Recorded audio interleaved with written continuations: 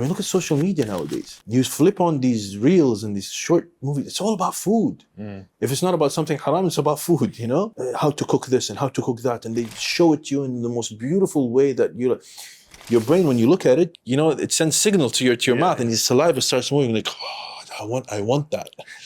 But you're not hungry, huh? You're not hungry, but you feel like, I want to eat it. Allah said, وَكُلُوا وَاشْرَبُوا. General ayah. Eat and drink whatever you want, as long as it is in moderation. Eat what you need. Don't eat to indulge. Don't overeat. Don't eat to be full. I'm full. Okay, now I'm good. وَإِنْ كَانَ وَلَا بُدْ. And if it's, he really wants to eat, then the division that you have mentioned. That 1/3 for his food, 1/3 for his drinks, and 1/3 that should be empty. So that's the extreme measure, as we say today. Yeah? Nowadays we see young people, they cannot do sitting between the sujood, prostration, you know, when they sit down, oh, my knees hurt.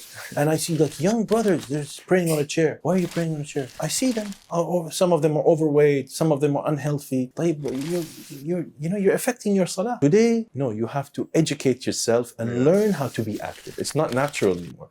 We're sitting half the time, 12 hours maybe you're sitting, and another 6 hours you're sleeping. Move more, walk more. And they don't tell us to do something that's crazy. You know, we don't expect you to go to the Olympics, all of you.